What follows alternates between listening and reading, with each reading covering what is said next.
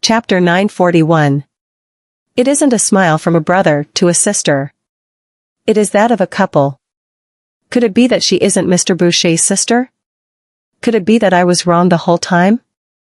After they had left, Barbara sat at the side of the bed with her arms across her chest and said, "So you're not unable to reject other people, Mr. Boucher." Helios was eating the food she brought him and giggled. "Well, I can even sense your jealousy from here, so of course I have to reject her." Barbara went closer to him and continued.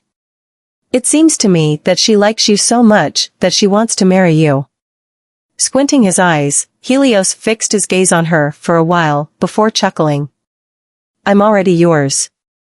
Barbara was stunned for a moment. After that, she averted her gaze and said, "Humph, don't you dare think that you can get away like that." The smile on Helios' face widened as he put the meal box away. He reached out for her and pulled her into his arms as he said, "Isn't it because I have met you?" Barbara turned her head around and asked, "Would you fall in love with me if I chased after you 3 years ago?" He narrowed his eyes and asked, "Would you fall in love with me if any of these happened 3 years ago?" Barbara thought for a while and replied, "Nope." She then paused for a moment before continuing with a smile on her face. "I don't think you would be my type 3 years ago." Helios looked at her. "Why?" "Because you're walking in the sun while I had to lurk in the dark. We were two people from two different worlds, so I don't think we would have met each other," Barbara replied solemnly. She had approached him that year because he was the eldest grandson of the Bouchers. She had a motive of her own, so she did not expect that she would fall in love with Helios. Helios caressed her cheek with his finger. There was a gentle, warm smile on his face as he said, "Perhaps this is what they call fate." They should have met each other 3 years ago. Both of them thought they would never be attracted to each other, but 3 years later, everything that happened. Perhaps this was known as fate, and nobody could escape from it. Barbara lifted her head to look at him. Both of them were getting closer and closer to each other. And then Christina came in. Son, she saw the things that happened before her eyes and froze. Barbara pushed Helios away and rose to her feet. She was so embarrassed that she turned her gaze away. "Mrs. Boucher." Christina looked at her in surprise and then turned her head toward her son. Barbara hurriedly left the ward before Christina could ask anything. Christina watched as Barbara exited the ward. She turned her head back to Helios and asked, "Helios, you?" Helios met her gaze squarely and offered her a smile. "Yes. Just as what you've seen." Christina covered her mouth in surprise. "When did that happen?" "Before I came to Karelia for shooting." Helios looked at Christina and continued before she could say anything. "I think she's the one." This was the first time Christina in her whole life heard her son saying that he was in love with a woman. It took her quite a long while before she could come around to her senses. "Have you told your father and grandfather about this?" "Not yet. She isn't ready to meet with you guys yet." "That's why I didn't tell you about it," Helios replied helplessly. "That's awesome. I thought my son didn't want to be in a relationship because he had some issues with his sexual orientation." Helios was rendered speechless. Christina pulled out her phone. While she was making a call, she asked again, "You're not lying to me, right?" Helios covered his head with his hand and replied, "What are you talking about?" "Of course, I'm not lying. I need to share this piece of good news with your father and grandfather." "Hey, Yael, I have good news to share with you." She talked through the phone and exited the ward. At Basberg, Maze and Larissa were eating in the private room of a restaurant. When Larissa asked Maisie when her wedding was, Massey chuckled and replied, "Next year, I guess. By then, it should be about the time my cousin and Riley hold their wedding." Larissa was stunned. She put the cup down and asked, "You want to wait for them?" Chapter 942. Maisie smiled. "Now that you've mentioned it, both of them were engaged 3 years ago." Originally, I wanted them to get married as soon as possible, but I was worried that Louis didn't like Riley at all. Since they've been bonding with each other for 3 years. I guess it's time to consider their wedding. Larissa said. She looked at Maisie and continued. If you two want to wait for them, then let's do it together next year. I'm sure it's going to be very lively. Maisie chuckled and said. Maybe it's 3 families. Before Larissa could understand what she was talking about, she received a call from Christina. She picked it up and said, Christina? Maisie did not know what Christina had said. She saw that Larissa froze for a moment before replying in a surprised voice. Really? Both of them chatted for nearly a minute. After that, Larissa laughed and hung up the call. Seems like a good thing is about to happen to the Bouchers as well. Helios has found himself a girlfriend too. Maisie picked up the cup and said, You're talking about Miss Chase. Right? How did you know about it? Larissa asked. She smiled and replied, Riley and I have known about it a long time ago. I see. Larissa laughed happily. That's what you were talking about just now. This is great. We can have 3 weddings at the same time. After Maisie and Larissa had finished their meals, both of them came out of the restaurant. Maisie hid Larissa goodbye and watched as she went away in her car. She walked toward her car, and when she turned her head around, she saw a car with the number plate of Octavia parked not far away from her. It was rare to see a car from Octavia in Basburg, so she took a few more glances at it. Suddenly, a woman appeared from the car. Maisie had seen her before during the banquet with Tristan last time. And her name was Zeta. Zeta noticed Maisie as well. She recognized her and waved her hand at her with a warm smile on her face. What a coincidence. Maisie responded with a smile and replied, Yeah. What a coincidence. Are you here for lunch, Ms. Yadav? Yeah, Zeta replied, smiling at Maisie. Tristan told me that the food here is good, so I thought I should come and try it. What about you? Maisie looked at her and replied, Yeah, I just finished my meal. The food here is good indeed. She then looked at the car that was leaving and continued. Didn't Mr. Knowles come with you? Zeta was stunned. However, she soon came around to her senses and replied with a grin, Well, he's busy, so I came here with a few of my friends. Maisie nodded. I see. Zeta lowered her head to look at her watch. I'm going in first. I can't let my friends wait for too long. Maisie nodded. Meanwhile, at the Black Gold Group, Quincy came into the office and put his findings on the desk. Mr. Goldman, here's the identity of the car owner. Nolan flipped the document and glanced through it. Jackie Clifford? The Cliffords from Octavia? Quincy nodded. The Cliffords monopolized the real estate industry in Octavia back then to become the leader, and its status is comparable to that of the king of casinos, he said before hissing in wonder.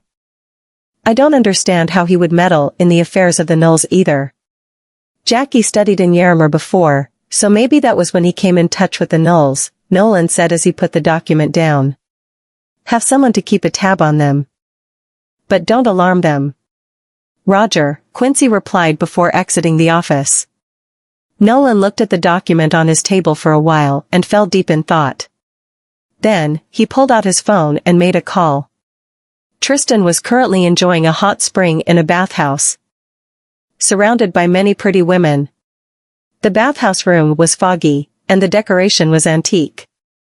Chapter 943. The servant led Nolan inside. Mr. Knowles, your guest is here. Tristan waved his hand to dismiss them. He then poured a glass of red wine and said, Seems like you've found something regarding the thing that happened on Christmas. Nolan undid the buttons on his sleeve slowly and replied, Can you show me your sincerity? Tristan's hand froze in the air. He lifted his head to look at Nolan and smiled. What kind of sincerity are you talking about?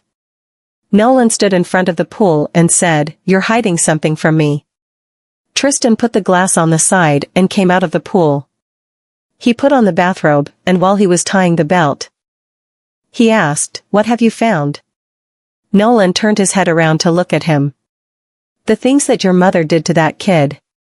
Tristan threw himself on the couch. He pulled a cigar out of a box and took a sniff. "Do you think it's an accident?" He played with the lighter with his hand, and the fire lit up half of his face. He took a drag from it, causing some sparkles to jump into the air from the cigar. The affairs regarding the Knowles aren't as simple as the outsiders think they are. "Do you think that woman would only do something like that to a kid?" "Regardless of who you are, as long as you're one of the Knowles, she would never go easy on you." Even though they were talking about his mother, there was a smile on Tristan's face, and it looked as if he was talking about someone who was not related to him. Nolan frowned. Tristan looked at him through the thick white smoke and continued. "The environment that I grew up in was different from you people. You can have whatever you want since you were kids, but I can only fight for it myself. My mother hates me and never takes care of me. My father was very old when I was born, and he passed away after a few years, leaving me to my elder brother and sister-in-law's care." After he finished talking, he shook off the ash and laughed. "When she adopted your mother, she treated her better than me, her own son. She would rather exploit your mother than spare a glance at me." Nolan looked at him and asked, "That boy isn't the only reason that you come to Zlokovia to cooperate with Mr. Topaz on a project, right?" Tristan smiled and replied, "Knowles is my elder brother's grandson. I'm indebted to my brother, so of course, I'm here for him." Nolan walked to the couch on the opposite side and sat down. Those people couldn't find him even though he had been in Bassburg for so long. "You asked me to look after Knowles for you. But those people showed up before us on Christmas." He looked at Tristan meaningfully and continued. "You took advantage of me to shelter his safety, used him to draw out those people, but in the end, it was my son who got hurt. You're certain that I would investigate the matter. And when I did it, you would get rid of those people through my hands." Without waiting for Tristan to say anything, Nolan added calmly, "There are only two reasons why they managed to find out the school that the kid attended. One is that you told them. Second is that you suspect there are spies around you, and you want to find them out." Nolan squinted his eyes and tapped his finger on the table rhythmically. There's no way an 8-year-old child could have predicted the coming danger. No matter why my son changed his role with him. You all have included me in your plan. This is because you knew I'd be there that day, and I wouldn't stand by and watch my son get into an accident." After he finished speaking, Tristan snubbed out the cigar and the glass of wine and said, as expected of someone from the Goldmans, "It seems your father was right to let you step into the business world early to hone your skills." Nolan's expression turned cold as he said, "You weren't going to tell me the truth from the beginning. Not only that, but you also included me in your plan. If anything really had happened to my son, I wouldn't let any of you off." Chapter 944. Tristan chuckled. "Do you think I'd do it if I weren't sure about it? If I hadn't cut the power, it would have been more than just broken wires." Nolan frowned. "It wasn't them who cut the power?" Tristan smiled and replied, "What they wanted was to create an accident. So why would they shut out the lights? The people who could reach the wires had to make at least sure that there would be no accidents before they carried out their plan. Since you're so smart, I'm sure you'll be able to find the answer yourself, Mr. Goldman." Nolan fell silent. After a short while, his phone rang. He pulled his phone out to take a look. It was from the school. Nolan answered the call and put the phone near his ear. Nobody knew what they were talking about, but Nolan's face suddenly turned cold. When he hung up the call, Tristan said, "Seems like they have found the reason the wire snapped." Nolan rose to his feet and turned around. Just when he was about to leave, he thought of something and stopped in his tracks. Without turning his head, he asked, "What kind of role do the Cliffords play in this incident?" Tristan was stunned. He stared at the cigar inside the glass of wine and replied, "I'm still investigating it." Nolan glanced at him for one last time before he resumed walking and left the bathhouse. Quincy was waiting for Nolan inside the car. When Nolan got in the car, Quincy asked, "Did you manage to get anything out of his mouth?" "Things are more complicated than we thought," Nolan said as he buttoned up the buttons. "Let's go to school first." Quincy started the engine, stepped on the accelerator, and headed to the school. The principal sat in his office looking incredulously at the broken wires as well as a kind of weapon that resembled the short arrow of a crossbow. When Nolan appeared outside of his office, the principal rose from his chair and greeted. "Here you are, Mr. Goldman." After they had come into the office, Quincy noticed the items on the desk and was stunned. "What is this?" The principal did not know what it was either. He said, "This thing was found at the crane when my people took down the wires. It was stuck there. And my people felt suspicious, so they brought it back." Quincy picked up the short arrow and took a look. The tip of the short arrow was sharp, and it resembled a hidden weapon that was fired from a crossbow. He turned around to Nolan and said, "Mr. Goldman, please have a look at this." Nolan took the short arrow from Quincy. He squinted and glanced at the broken wires. He took the broken wires from the desk and studied them. There were jagged teeth at the end of the wires. It seemed to him that they had been cut by something sharp. They couldn't bear the weight of two kids, so they would slowly deconstruct until they finally snapped. After all, they were micro-climbing wires. They were very sturdy, and normally, an accident like this would not happen.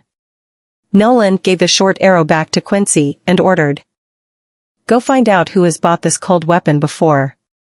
Quincy took the short arrow and studied it once again. He nodded and said, "Roger. I'll go check right now." Nolan then focused on the broken wires again. The things that Tristan said to him surfaced in his mind again. If the purpose of creating an accident and putting out the lights was to deceive the crowd, then the wires wouldn't be the target of the short arrow. Darkness was to throw everyone into confusion.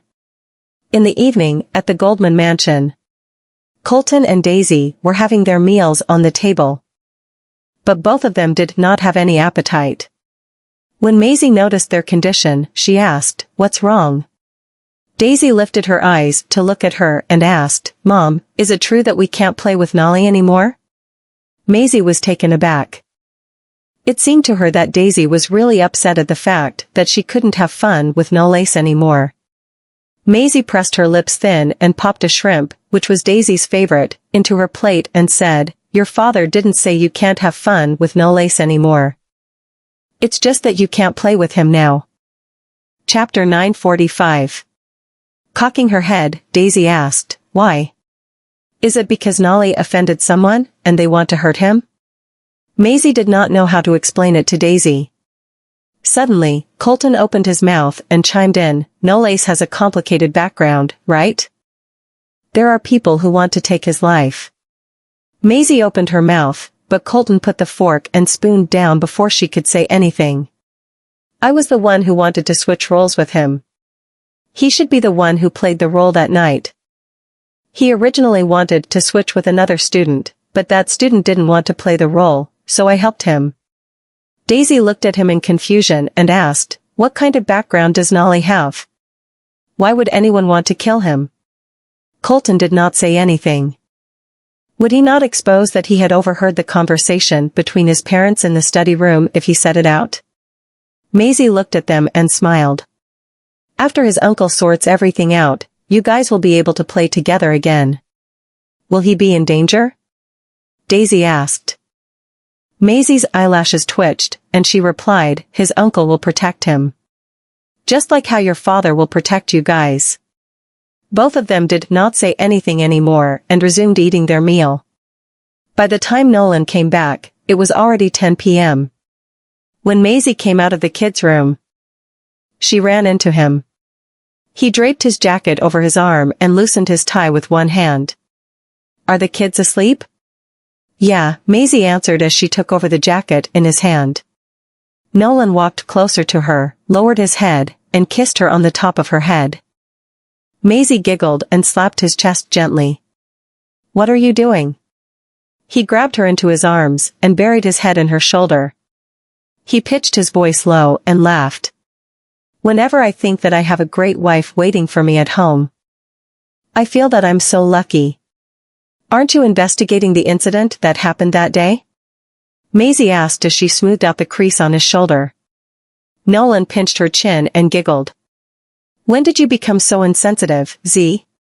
Maisie coiled her arms around his neck and smiled brightly. "Are you sure you want to talk about that with me here?" Nolan scooped her up from the floor. "Let's go back to our room then." At night, Nolan was taking a bath in the bathroom while Maisie was reading documents on the bed with her feet up in the air.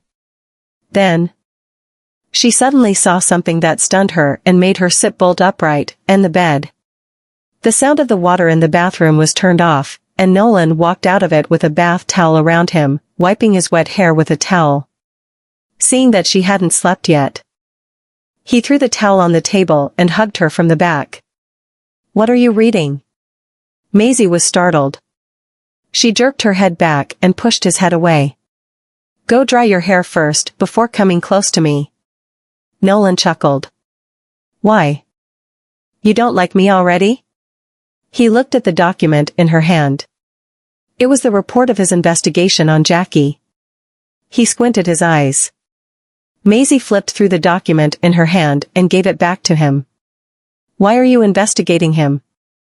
How could you get interested in another man?" "Z?"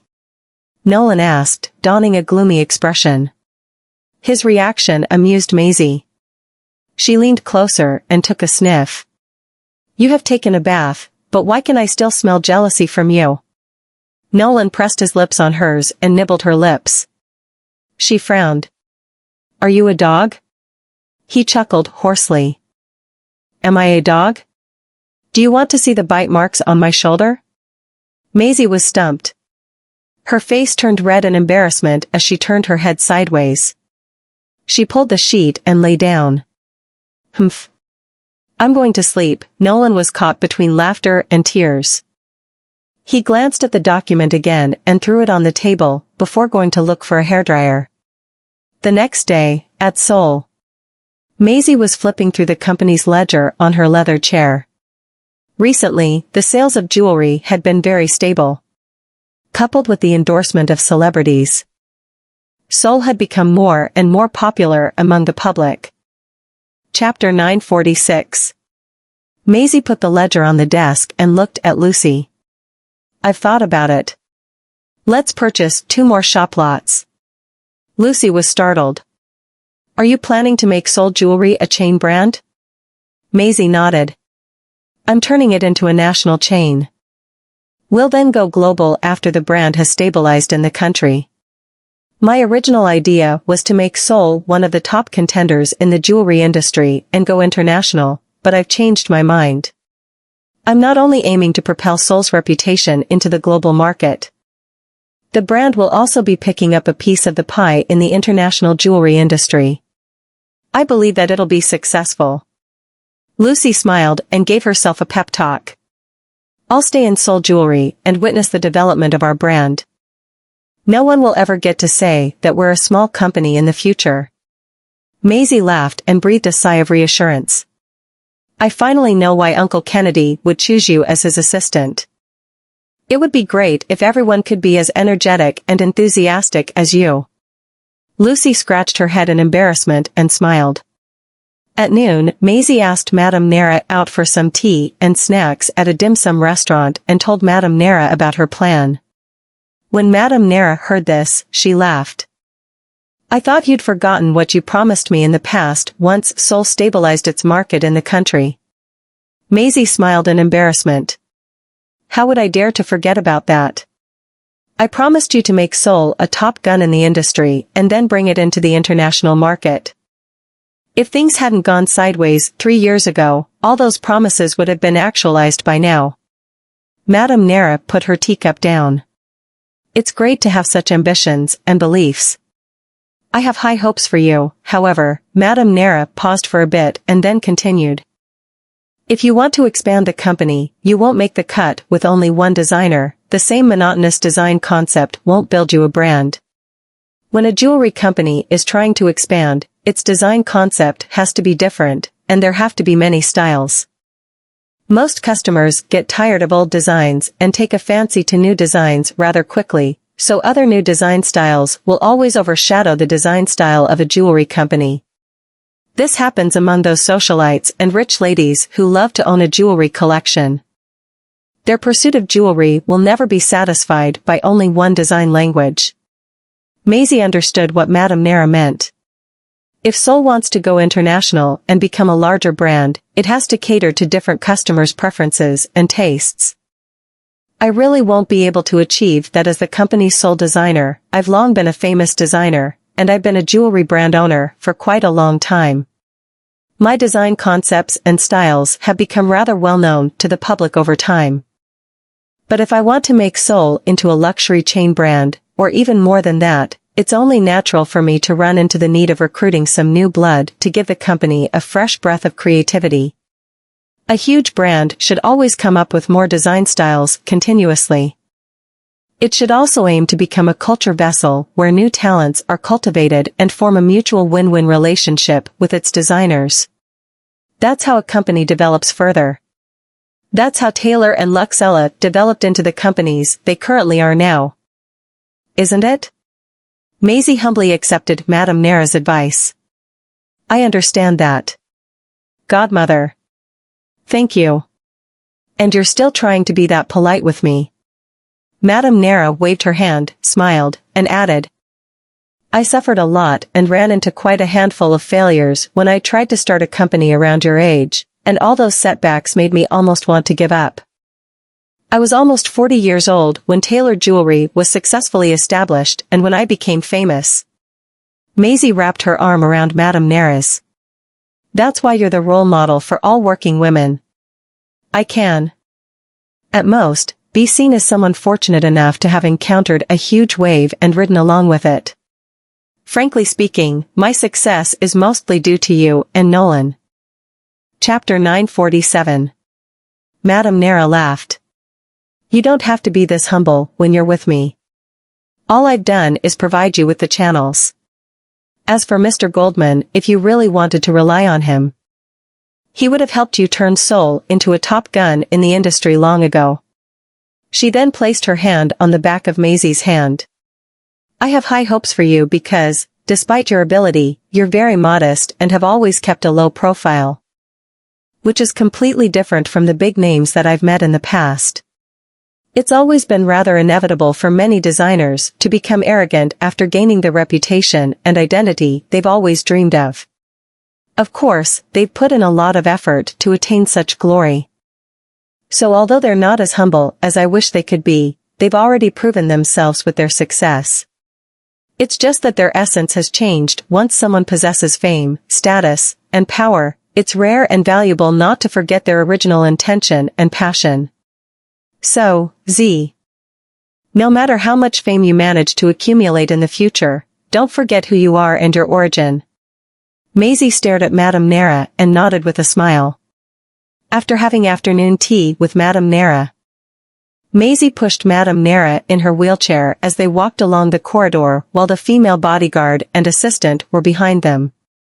Godmother. Have you and Mr. Knowles known each other since you were young? Asking more about Tristan was part of Maisie's original intention when she had asked Madame Nera out for tea. It was just that she could not make it look too obvious, so she could only ask her about him at the right time. Madame Nera smiled and nodded.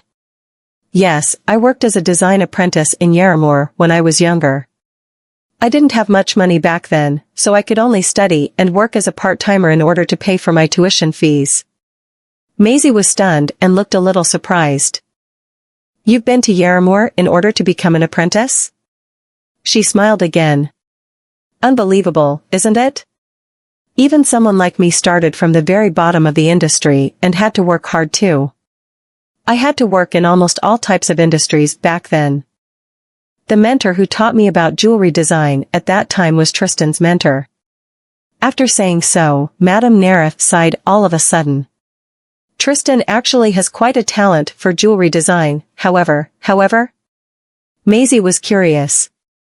Madame Nera sighed again. It's just that his mother didn't like it. That's why he gave it up. Maisie froze in place for a split second. Nolan had told her before that Tristan's mother did not like her son for some reason. She pretended to be surprised. Why would his mother not like it? Wouldn't it be a pity for him just to give up his talent? Madame Nera turned to look at her. Why do you want to know these things? Maisie smiled helplessly and answered her, Nolan's mother is related to the Knowles, but he doesn't like the Knowles very much. But I don't think Mr. Knowles looks like a despicable person, so I want to know more about him. Seeing that she was doing so for Nolan, Madame Nera nodded. So that's the case. I don't know much about Tristan. But I've heard a thing or two about his mother. Madame Nera told her that Tristan's mother, the current leader of the Knowles, was of mixed blood, and she was part East Winstonite. That woman's social skills were in another league compared to other socialites of her time. Otherwise, she would not have caught Elder Master Knowles' attention. She had only been in her 30s when she became the second wife of Elder Master Knowles, who was already in his 50s at that time. Of course, because the two had a 20-year age gap. It would be a frequently discussed topic among Yarramoor's nobility that she had chosen to marry the old man for profit. Maisie stopped, and a trace of suspicion flashed across her face. Could it be that the two of them didn't come together because of love? Chapter 948. If they were in love, why would Madame Knowles dislike her son? Was she really in it for the benefits that she would get from the Knowles? But if she's plotting against the Knowles for its assets and property, she should value her son even more. The only thing that would await her in the future was a happy and wealthy life if she were to assist her son in inheriting the Knowles. However, Nolan told me that Tristan's mother not only doesn't want to see him, but she also never thought about letting her son inherit the Knowles. She's the one in power among all the Knowles, and everything in the Knowles has to go through her. What kind of woman would have the ambition to occupy all her deceased husband's property and even suppress all the descendants of the Knowles? Madame Nera shook her head. I don't know if they're in love with each other, but according to what I heard, the Knowles have been in a very chaotic mess ever since Madame Knowles took over the family. So, I can only say that Tristan's mother is, by no means, an ordinary woman. In the end, Maisie watched Madame Nera get into her car and leave. She then stayed where she was to think for a long time. What Godmother said isn't unreasonable. Tristan's mother wouldn't have sent an assassin here to kill the eldest grandson of the family if she was an ordinary woman. Being in power and creating a stir within the Knowles, her purpose isn't only to own the Knowles, but she plans to disintegrate and end the family from its very roots completely. Just how much does she hate the Knowles for her to do such a thing? And if that's the case, Nala's abduction from 2 years ago was more or less related to Madame Knowles too. Maisie suddenly recalled the man named Jackie Clifford that Nolan had been looking into last night. She remembered that there was also a boy named Jackie Clifford who studied in the same class as she did back in high school, but the two did not look like the same person after she had taken a look at the profile photo last night. Maisie returned to the Vanderbilt Manor, a place where she had not returned for a long time. The manor had been abandoned for 3 years as she did not want to make any changes even after Larissa gave her the title of the manor. She unlocked the door with the key, pushed the door open, and walked into the living room. The furniture in the living room was all covered in white cloth, and all of them were covered in a thick layer of dust, while the corners of the ceiling and the chandeliers were all cobwebbed. When she walked upstairs and passed by the study, she could not help but stop. The past flashed across her mind like a flipbook. Everything was still so vivid to her. She looked down at the living room from upstairs, as if her father was still sitting in his armchair and drinking his tea in the living room. While Layla was trying everything in her ability to please him, and Willow was showing him all her achievements. The scene flashed back to 9 years ago when her father had slapped her and driven her out of the manor. Maisie could not help but laugh at herself. She did not expect that those people who she thought would have nothing to do with her in the future would eventually become part of her memories. When she got to her room, she stood at the entrance for a long time before opening the door. Everything in the room was also tightly covered by a white cloth. The only items that were not protected by cloth were the photos on the walls, and they were already covered in dust.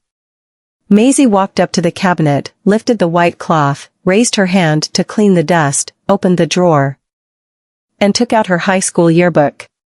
She turned to the photo section, went down the list of names, and finally found Jackie in the yearbook.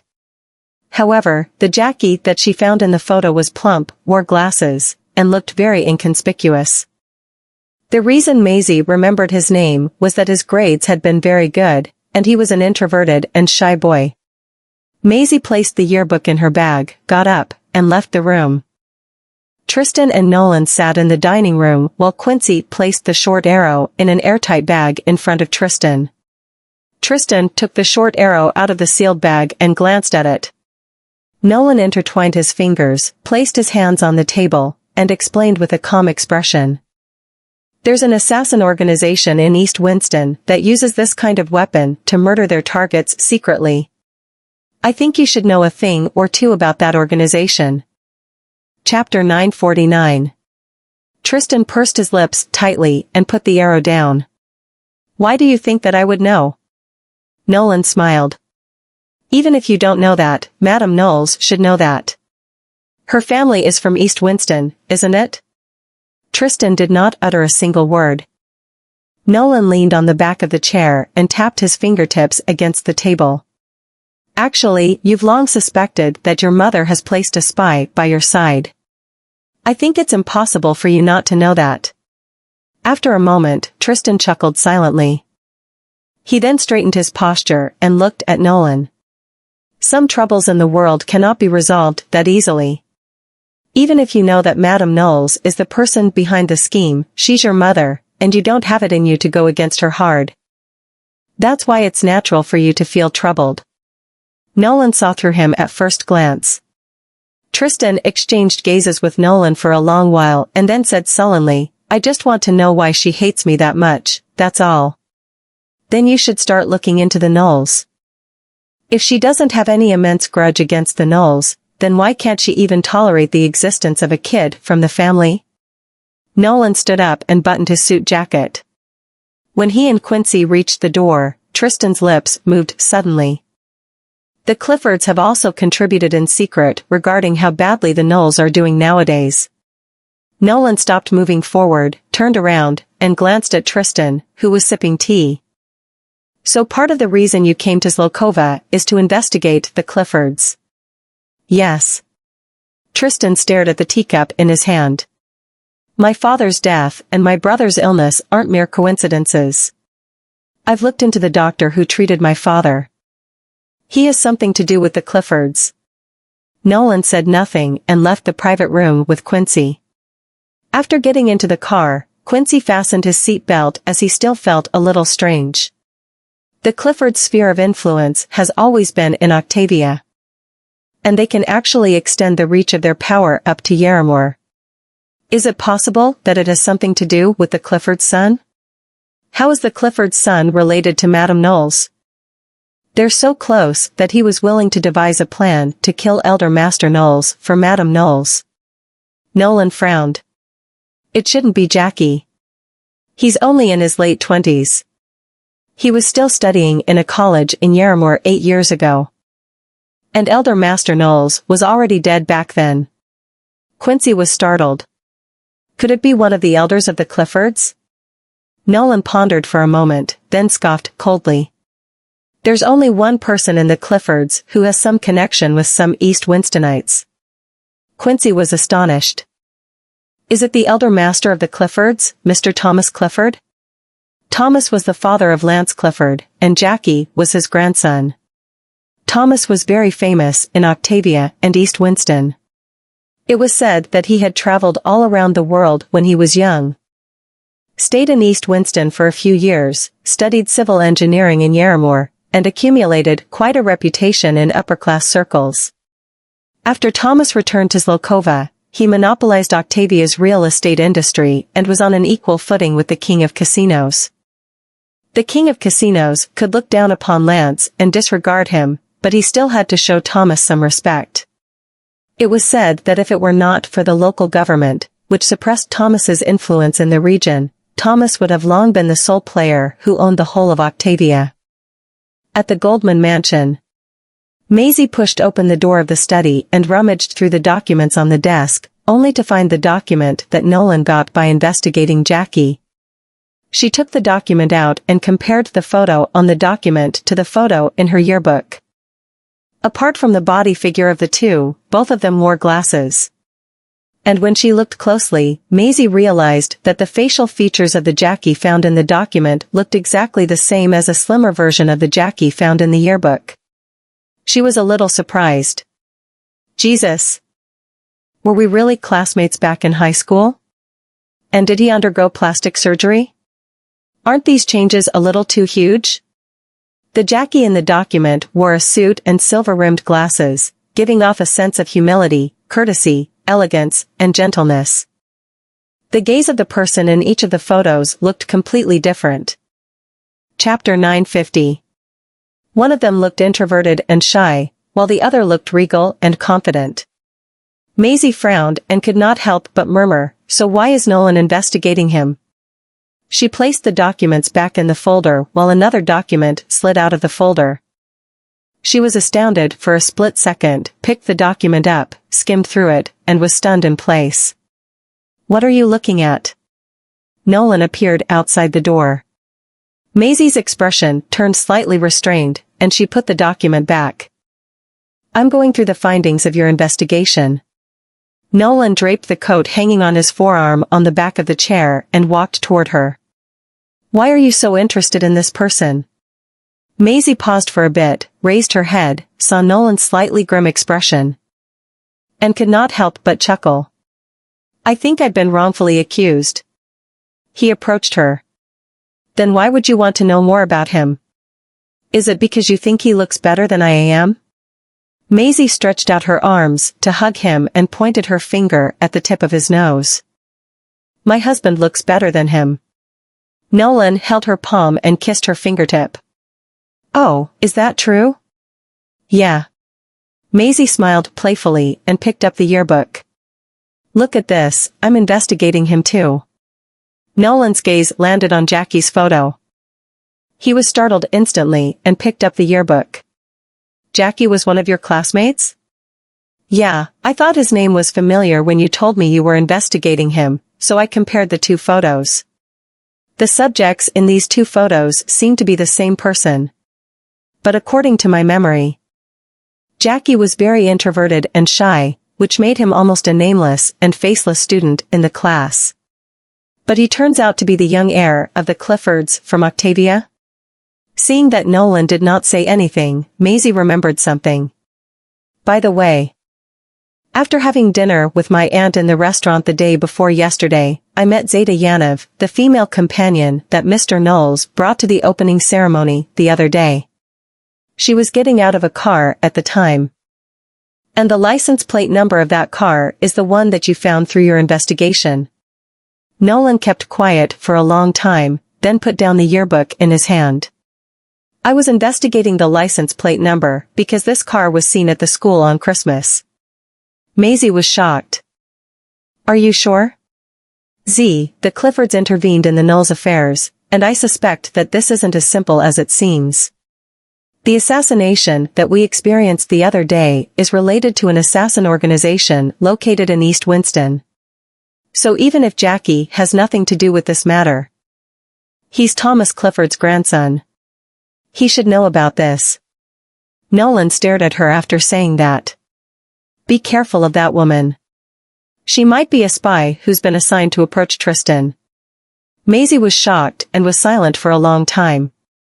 At the private elementary school, Knowles was walking on the campus, and a small figure was catching up to him in a hurry. "Nolly!" He stopped, turned around, and saw Daisy running toward him. Daisy caught up to him, bent over, and panted.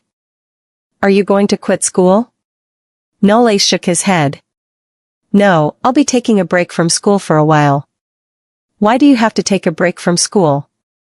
Daisy was dumbfounded and thought of something. "Is it because you're afraid of getting us involved?" Nole did not utter a single word. Daisy pursed her lips. "Nolly, my dad won't allow us to play with you, but I know you won't hurt us. And my mom said that we can still play together after Uncle Tristan has solved all your affairs. Is that right?" Nole smiled and turned around. "I'm not as good as you think I am." No, Daisy walked around him and stopped in front of him with a serious expression. "Just because you saved Colton, I think you're a good person." Nole glanced at her. "Then can you define what's a good person and what's a bad person?" The question was out of Daisy's league. She scratched her head for a long time and could not say anything, but she still went with her intuition. "But I still think that you must be a good person."